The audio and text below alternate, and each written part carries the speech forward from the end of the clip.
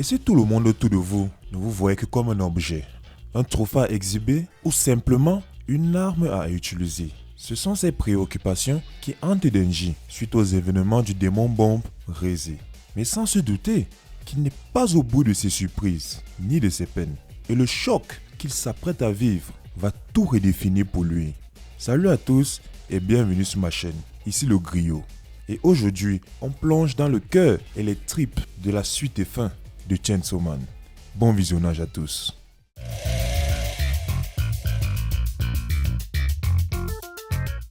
Après les récents événements, Denji reste pensif. Le souvenir de Rézé l'envahit encore, mais Makima balaie ses souvenirs d'un réveil de la main. Elle s'impose avec calme et propose une petite sortie avec l'équipe d'Aki. Mais cette idée est aussitôt abandonnée, car Denji est devenu populaire depuis sa victoire contre le démon bombe et son visage circule sur toutes les chaînes d'information. Cette médiatisation change complètement la donne. Makima, habituellement sérieuse, devient encore plus froide et détachée que d'habitude. Elle ordonne soudainement de contacter plusieurs Devil Hunters, que ce soit des sections spéciales ou même du secteur privé. Puis elle prévient Denji sans détour. Désormais, tu seras la cible des assassins venus des quatre coins du monde. Pendant ce temps, Aki se remémore une conversation avec le démon ange. Celui-ci lui avait révélé une vérité perturbante. Les démons ne meurent jamais vraiment, tant que leur concept inspire de la peur et de la crainte chez les humains comme chez les démons. Ils se réincarnent d'abord en enfer, sans souvenir clair de leur précédente vie, mais il y a un point sur lequel tous les démons s'accordent. Juste avant de mourir en enfer, ils entendent tous le son d'une tronçonneuse. Un bruit déchirant qui résonne comme une signature de mort. Ce détail aura toute son importance dans la suite de l'histoire. Malheureusement, les vacances sont terminées, car dans différents pays, des assassins s'équipent, se préparent et prennent la route. La cible, Denji.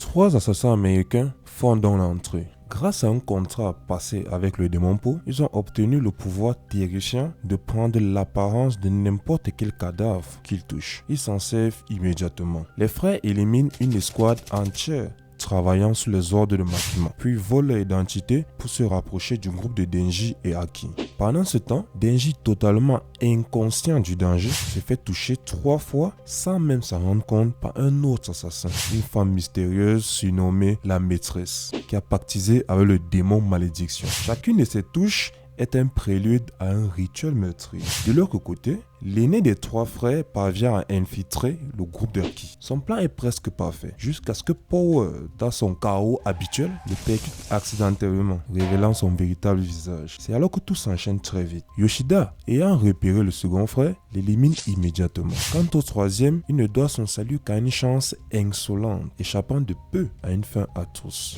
L'étau se resserre autour de Denji, et les tentatives d'assassinat ne font que commencer.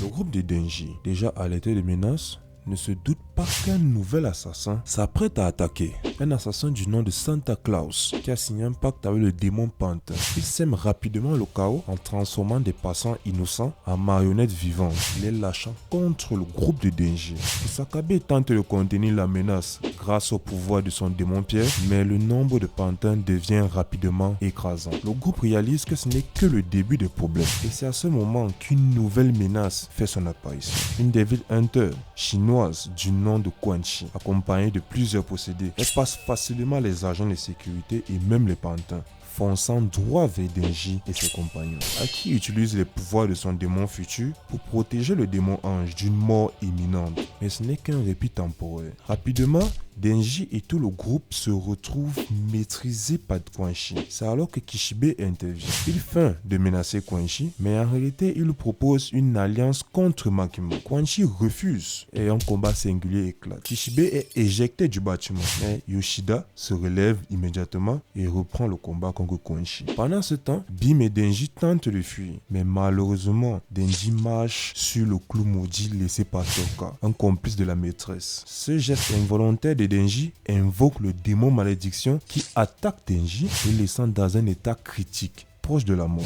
La situation prend une tournure encore plus terrifiante. La maîtresse révèle être en réalité le vrai Santa Claus, le démon pantin. Sans perdre de temps, elle sacrifie l'ancien Santa Claus ainsi que plusieurs personnes liées à lui et invoque le démon enfer. Le résultat est immédiat et catastrophique. Tous les protagonistes présents sont transportés directement en enfer. Bloqués dans un monde dominé par les démons, le groupe cherche désespérément un moyen de s'échapper. Mais la menace ne fait que grandir. Le démon ténèbres fait son entrée. Furieux et en un instant, il prive tout le monde de ses bras, laissant le groupe impuissant face à sa puissance écrasante. Le démon pantin applique son plan et utilise Tolka pour conclure un pacte avec le démon ténèbres. En échange du cœur de Denji, elle veut obtenir un fragment de sa puissance destiné à tuer Makima. Le démon ténèbres accepte, ajoutant une couche supplémentaire de danger et de tension.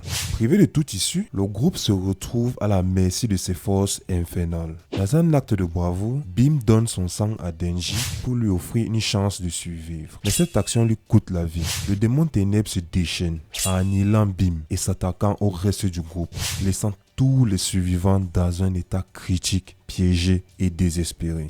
Face au chaos qui règne, Makima prend une décision stratégique. Elle utilise le démon araignée, jusque-là caché près de Denji, pour se téléporter directement en enfer et affronter le démon ténèbres. Son objectif est clair: conclut un pacte avec le démon enfer afin de revenir dans le monde des humains. Pour ce rituel, elle utilise le corps de Tolka comme sacrifice. Une manœuvre audacieuse mais nécessaire pour sécuriser leur retour. De retour sur Terre, la situation reste critique. Le démon pantin s'est transformé et a gagné en puissance. Dans l'obscurité, elle devient pratiquement invulnérable, semant la terreur et visant Makima directement. Makima, blessé de son précédent affrontement, réveille Denji et le jeune Devin Hunter engage le combat.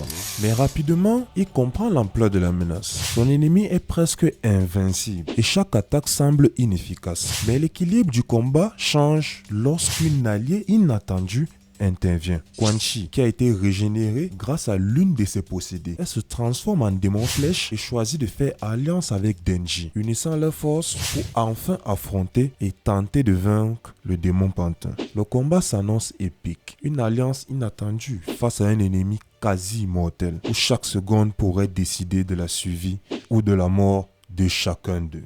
La nuit tombe et avec, le démon pantin devient presque imbattable. Mais Denji, fidèle à lui-même, joue sa dernière carte, ou plutôt se joue lui-même. Dans un geste audacieux et explosif, il s'enflamme littéralement et se jette sur le démon pantin pour une attaque suicidaire. Le monstre est déchiré, pulvérisé dans un chaos digne de Chainsaw Man, laissant derrière lui un champ de destruction sans pareil.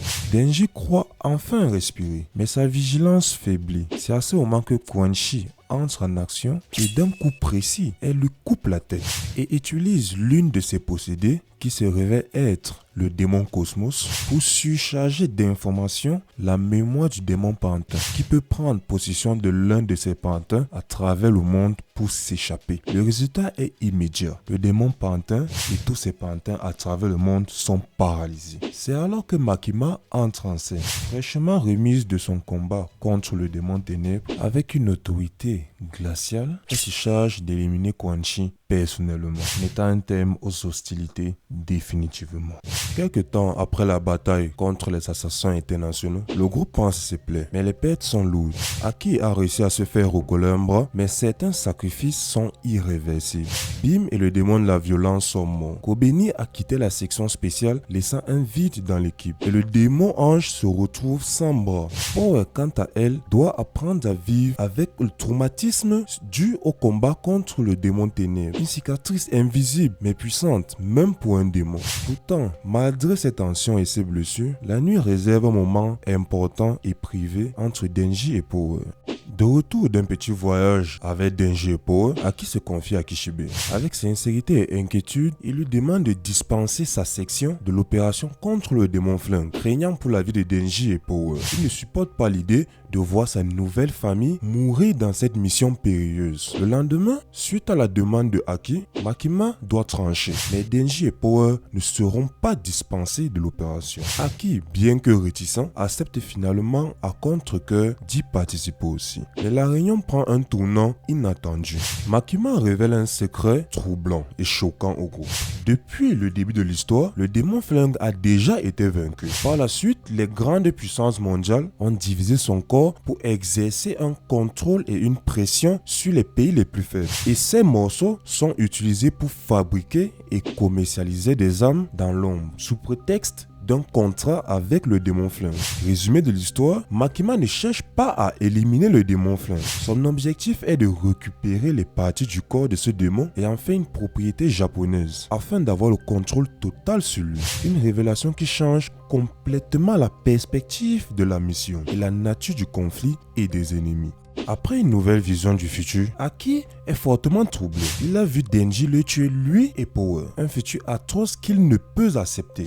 Déterminé à l'éviter, il se fait accompagner par le démon ange et se rend auprès de Makima, espérant obtenir son aide pour changer le destin. Mais Makima a d'autres plans. Au lieu de répondre à sa demande, elle ordonne à Aki de passer un contrat avec elle. Cette formulation étrange interpelle le démon ange, qui subitement retrouve ses souvenirs, comme s'il venait de se libérer d'une emprise. La vérité éclate alors et on découvre que c'est Makima elle-même qui a contraint le démon ange à aspirer l'espérance de vie de tous les habitants de son village natal. Le démon ange tente désespérément de sauver Aki, mais il est trop tard. Aki accepte le contrat avec Makima, tandis que le démon ange, impuissant lui aussi, tombe sous l'emprise de Makima. La révélation qui suit est juste terrifiante.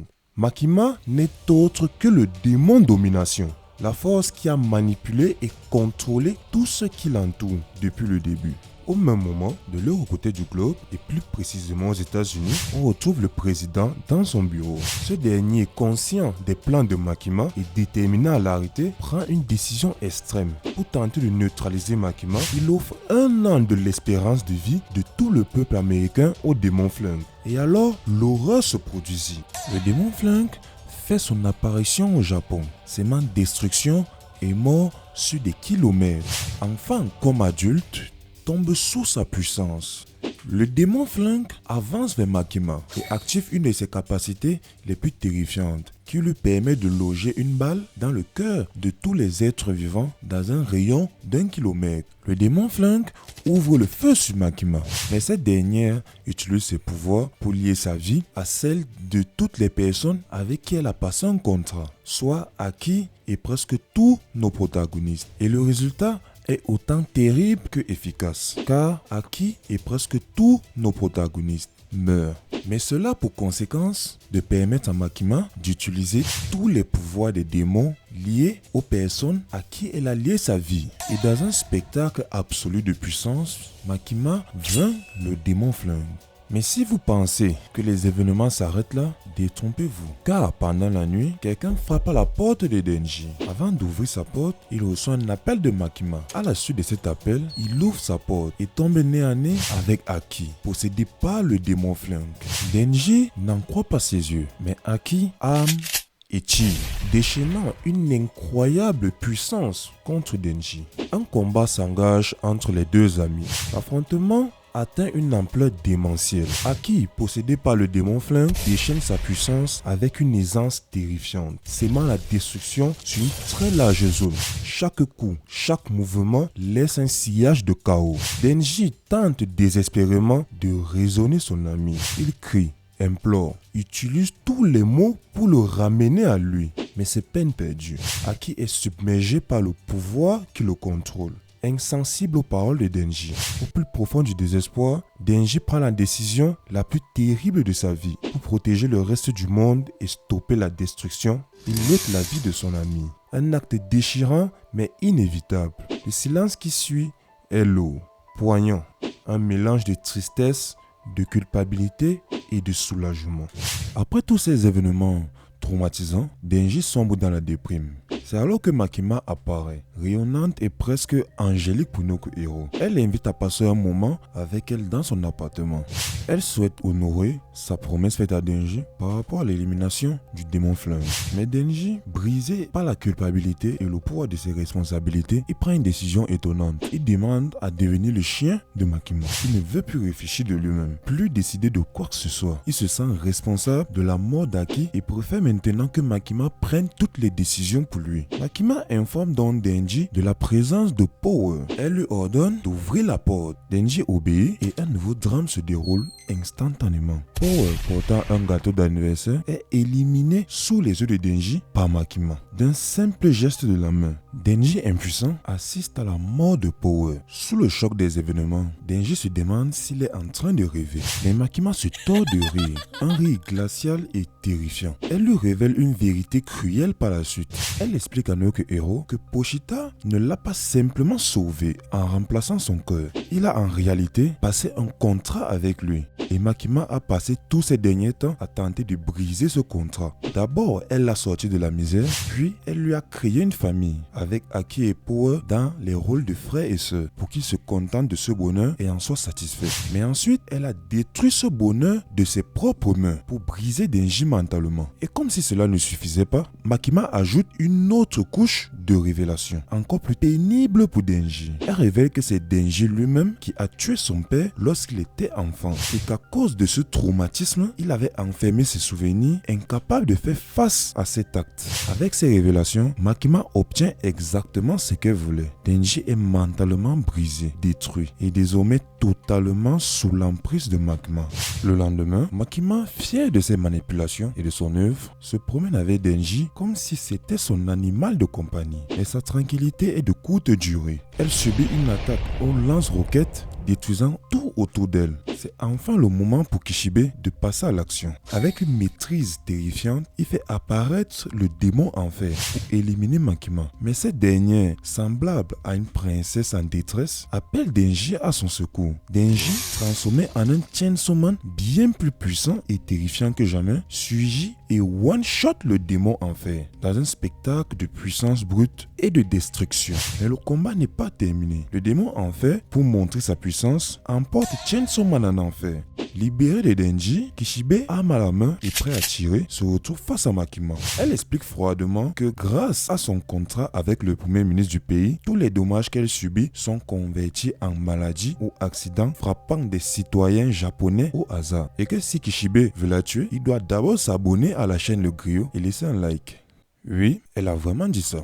Elle explique par la suite que le Chainsaw Man n'est pas juste capable de sortir des tronçonneuses et de trancher des gens. Il peut littéralement faire disparaître un démon et le concept qu'il incarne en le mangeant. Kishibe, qui s'est toujours douté des intentions malsaines de Makima, lui demande enfin qu'est-ce qu'elle veut réellement. Makima répond avec calme. Elle explique qu'elle n'essaye pas d'amener du chaos ou bien de détruire le monde. Elle essaye de le sauver. Mais le sauver des démons et de leurs concepts les plus dangereux. Elle essaye de créer un nouveau monde en utilisant les compétences et la capacité unique du Chainsaw Man. Mais ce monde sera sous sa domination. Un monde où les règles seront dictées par elle. Pour réussir son plan, Makima doit donc affronter le Chainsaw Man et le dominer. Si elle échoue, elle risque non seulement de perdre le contrôle de Denji, mais aussi de mourir et de disparaître de la conscience des gens et même des démons.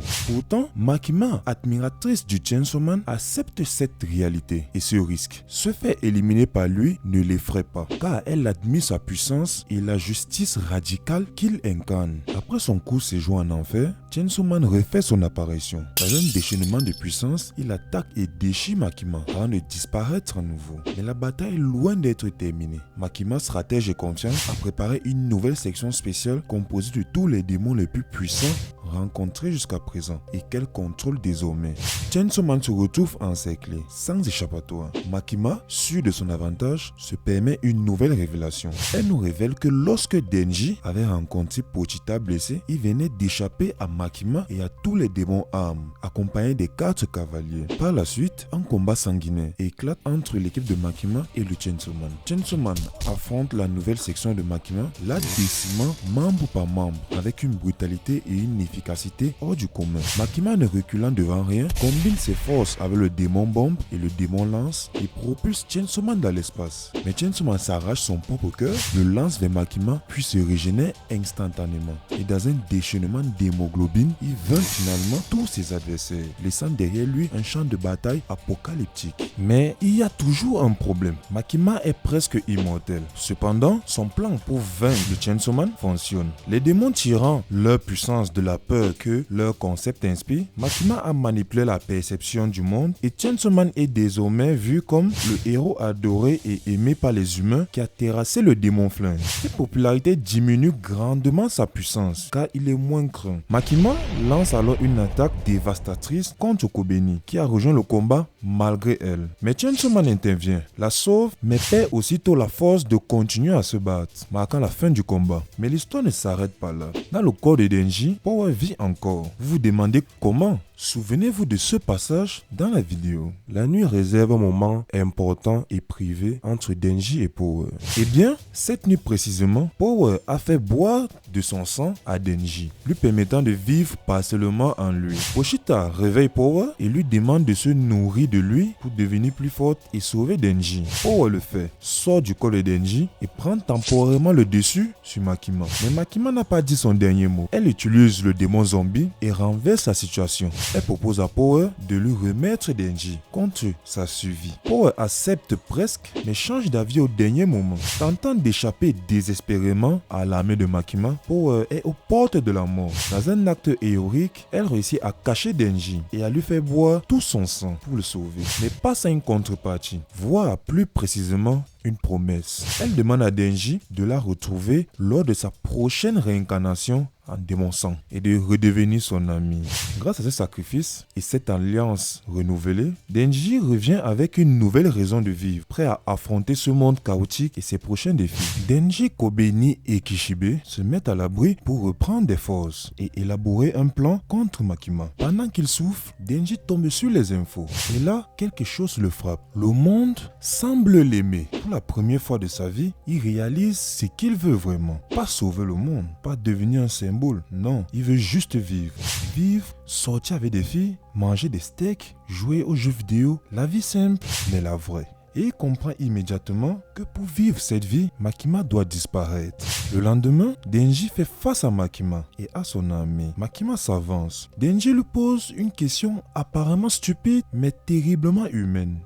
Dans le monde que tu veux créer, y aura-t-il encore des films nuls?